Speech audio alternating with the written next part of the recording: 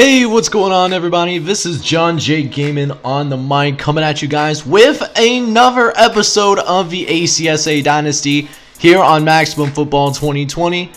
We are here in Week 11, getting ready to look at the Week 11, what's going for that part of the season. We're getting ready for the final push here as we are coming down to the final games of this regular season before we get into postseason action for the very first time, and things are definitely heating up here in this regular season. So with all that being said, we're going to go ahead and take a look at not only the top 25 polls, but also the recruiting updates that happen throughout the ACSA, the games that will be played throughout the week, and of course any clinching scenarios that happen over the course of the past week, with things starting to tie it up in various conferences for sure.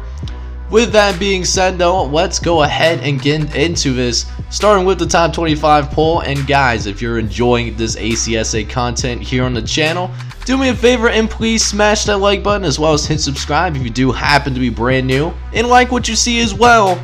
Let's go ahead and get into this video, shall we? So starting off, we do have the first batch of top 25 teams, showing the top 8 first, and the Warwick Rebels will remain as the #1 team in the nation. But that's not the biggest story, though. Little Rock makes the biggest jump out of this group, jumping from number 11, going all the way up to number 7, thanks to their win on the road against Chattanooga Tech. And so that's going to really help their playoff chances should they, avoid any more losses before going to that conference championship game. Texas Catholic, despite taking a blowout loss, they only moved down one spot down to number 3, whereas Southern New Mexico moves up to number 6. They moved up one spot as well. Bluffton Tech, after taking a loss on the road to Eastern Pennsylvania, their unranked loss drops them 2 spots to number 5, whereas the Capital of Tennessee is back in the playoff picture in that top 4 discussion. They're at number 4, with Oaksterdam jumping up 2 spots to number 2, very close to that number 1 ranking after not being ranked at all in the preseason top 25 in the very first episode that we had in this series.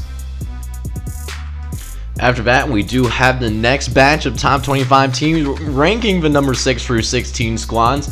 Iroquois, after an impressive win over DeKalb A&M, they are able to move up 3 spots. They're up to number 9 in the nation now and really put themselves in that dark horse conversation. Granted, they will have to prove themselves against Bluffton Tech. I don't think they play each other in the regular season, but should they play them in the conference championship game, if the Iroquois do make it, they'll have plenty of chances to prove that they might deserve to be in that top 4 conversation, but there's still plenty of football left to be played. However, another huge story that is brewing, Lake Osago from the Rocky Mountain Conference moves up 3 spots once again. They are now on the door for the top 25. Number 11 in the country, Rocky Mountain Group of 5 team. Can they do potentially unthinkable and go to the college football playoff as a Group of 5 team? We have never seen that in real life, but here in Maximum Football and in this ACSA series, it could very well happen, but there's got to be a lot of things that happen. But Lake Osago does have a path to make it to the college football playoff. Hayes College, however, the Indians, they actually will go ahead and fall a couple of spots. 4 spots, it's the biggest drop of the week within the ACSA top 25. Although Southfield does remain in its 13th spot. David Crockett falls down a few spots down to number 14. And then Amazon comes up as well, taking that number 15 spot and rounding out that top 15. Meanwhile, Chattanooga Tech, in the meanwhile, they had a tough game against Little Rock. They lost that game, a close one. Only 17-9 that they lost by, and they didn't get penalized because of that. They only fell down 1 spot because of, losing, by 1 possession to a really good Little Rock squad. So, really love these rankings so far. We'll see what the last portion of the top 25 shows us. Speaking of which, here are the last few teams that make up and round out the top 25 for the ACSA going into Week 11. And University of Alabama Hoover, they are the biggest risers of this week. They do rise back up to 6 spots. They took a couple of losses in Super South Conference play, but they're starting to get themselves back on track, however, which is really nice to see. So they will retake the number 17 spot. Sugarland State is also a big riser as well. They had a very convincing victory over Hayes College and as a result of that, they are also a big riser. They move up 6 spots as well. And then to round things out, we got new 2 teams in the top 25. Once again, the southeastern coast of Florida and eastern Pennsylvania. Both of those teams are back in. They were in the top 25 earlier this season, but have experienced some adversity that made them fall out of the top 25. But they're now both back. Ceballo, meanwhile, they are just barely holding on. Despite only taking a 1-point loss to the capital of Tennessee, Ceballo falls to number 25 and nearly fell out of the top 25 just because they take a loss to a team that is currently slated to make it to the college football playoff at the end of the season. So with that all set and done, let's go ahead and take a look at the notable signings that did happen over the course of week 10 going into week 11 of this inaugural season. We actually did have some signings this time around, and they are about to be released very shortly. We'll see who signed with various schools and institutions around the ACSA. So these were the 5 guys that ended up signing that were part of the top 100 for the ACSA. The Ceballo Dream getting the number 43rd ranked recruit in Bilal Jolly, a defensive lineman, number 43 overall. And this is Ceballo Dream's first top 100 recruit, which is really cool to see, as they had a very good season. They weren't expected to be as good as they are, but here they are. And that defensive lineman is only going to help them continue to compete in the Super South Conference moving forward. But with that being said, Bluffton Tech here, the biggest winner, getting 3 4-star recruits in that top 100. That brings them up to 14 total commits that they were able to bring in over the course of this season between 4-star and 5-star guys in the top 100 alone. So a very good recruiting class that Bluffton Tech is putting together. It actually is going to pole vault him as the number 1 recruiting class in all of the ACSA college football. So you love to see that. Central Georgia A&M continues to bolster up its class with another top 60 recruit. The Central Georgia A&M's picking up another commit, and it's going to continue to show that they are a top 5 recruiting class as well. Hopefully it will show in the field soon. They can crack that top 25 as well.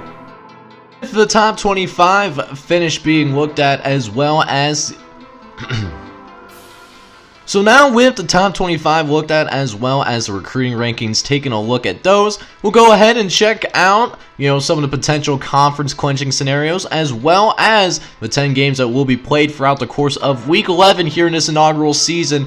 Starting with the Rocky Mountain Conference. Now, I did mention that Lake Oswego, the Ironman, do have clinched a spot in the Rocky Mountain Conference Championship game, and they responded by winning another game. They're now sitting at 9-1 on the season and are currently sitting as the number 11 team in the entire country as of right now.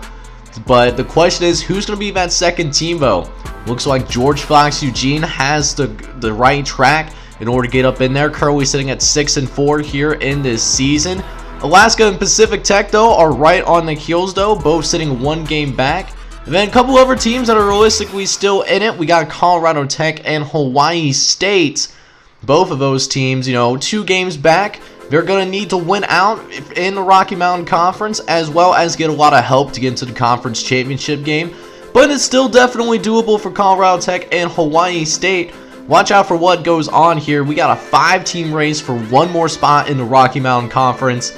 It's about to go down. It's going to be crazy to see who plays the Ironmen in that conference championship game. Over in the big brother of the Rocky Mountain Conference, we have what's going on in the Big Pacific Conference as of right now. And Oaksterdam puts themselves in a position to go ahead and clinch a spot in the conference championship game, sitting at 10-0 right now. They are supposed to play number 10 ranked Seattle Cascades, who will be shown here over the course of this week.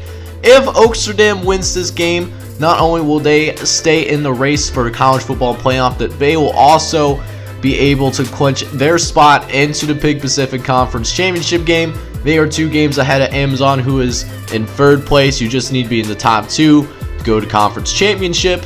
Seattle, it's also a big game for them. A win for them will at least set them up in a position to take the lead in the Big Pacific Conference and put them on the right track. As for Amazon, you're really hoping, something goes down here. Amazon would probably need to win out in order to get in, as it looks like both teams have the tiebreaker on the Amazon delivery boys as of right now. But that being said, another team that has an outside chance of getting in that hasn't really been talked about much this season is University of California, Calabasas. They're also sitting at 7-3 right now, 2 games behind at this moment. But with that being said, they still aren't technically out of it yet, especially if they can win out. However, that being said, if they lose any of their last 2 games, they will be out of contention for the Big Pacific Conference. Next up, we have the Sunshine Conference, and in this conference, we have Virginia Christian, who is set to, go to the Sunshine Conference Championship game, and we might know who the second team is after this week. The Northern Virginia Angels are sitting at 6-4 right now. They are 2 games ahead of teams like North Virginia State, University of Southern Virginia Danville, and Virginia Coastal. A win for the Northern Virginia Angels guarantees them a spot in the conference championship game against the VCU Saints. So we'll have our first matchup set in stone if Northern Virginia wins. That being said, though, North Virginia State, the Danville, Scarlet State, and Virginia Coastal are still in it, but they basically need the Angels to lose out here in order, to pass them up in the standings. Over in the Atlantic Shore Conference, meanwhile, the Warwick Rebels are set in stone to go to the conference championship game. 3 games ahead of third place, so they are set to go. But who will be that second team? It's turning into a very interesting race right now, as most of the conference still has some kind of shot to be able to go. The southeastern coast of Florida has the inside track, having just a half-game win lead over Herbert Hoover, Delaware Kent, and Mid-Atlantic.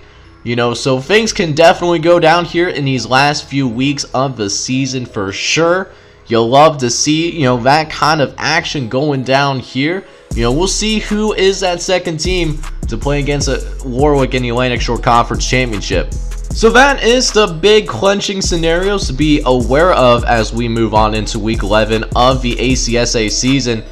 Next, we'll go after the 10 teams that will be, or the 10 games I should say, that will be playing against each other over the course of week 11. Starting us off on the great Sunday night action, we have the Southfield Dalmatians going on the road to play against the Bluffton Tech Fighting Muskrats. Bluffton Tech just took their first loss of the season to the Eastern Pennsylvania Beavers and fell to number 5 because of it. On the outside looking in over the course of the college football playoff picture, we'll see if Bluffton Tech can get a big win here to remain in the picture, or with Southfield, put a little damper on those hopes as well as surpass them in the Big North standings. This is for Sunday night. On Monday, the very next game, I already mentioned that the Oaksterdam Reefers and the Seattle Cascades are set to play each other in Big Pacific Conference play. This could be the conference championship matchup when it's all said and done.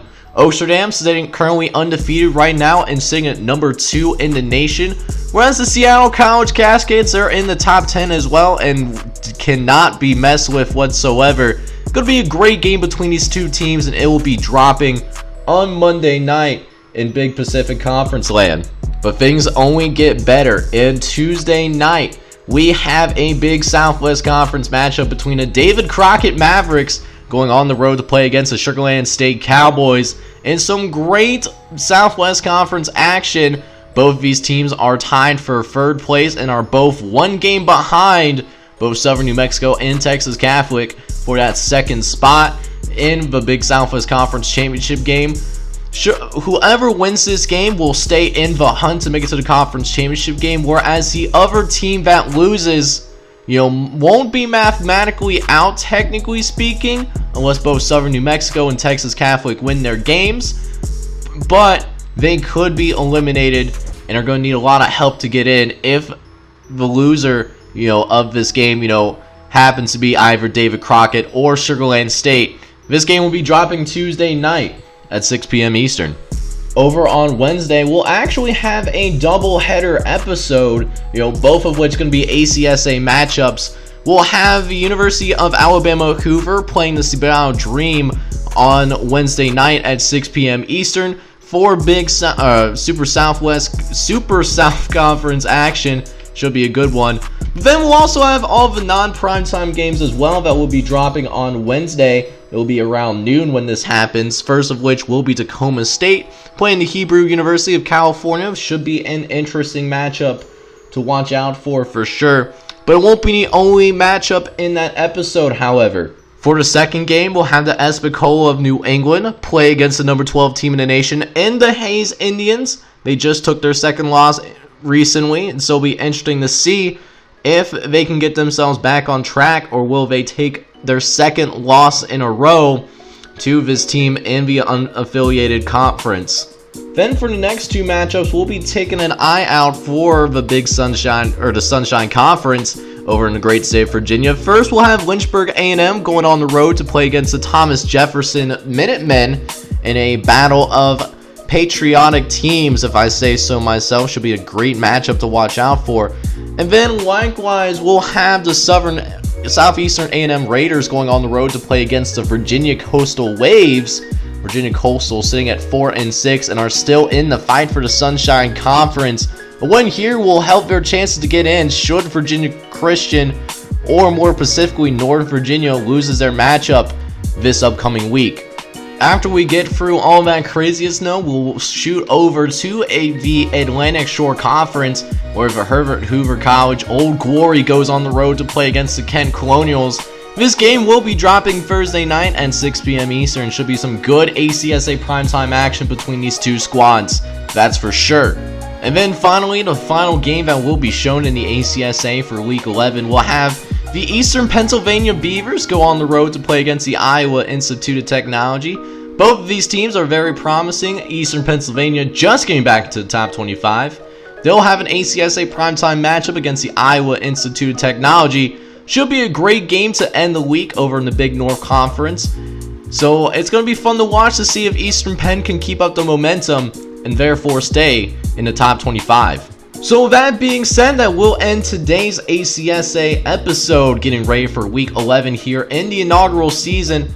If you are excited about the games this upcoming week, do me a favor and please smash that like button. And then also, if you have to be brand new as well and like what you saw, do me a favor and hit the subscribe button as well, as that helps me out tremendously in growing the channel here on this beautiful YouTube platform.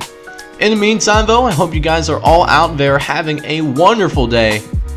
Take care, everybody.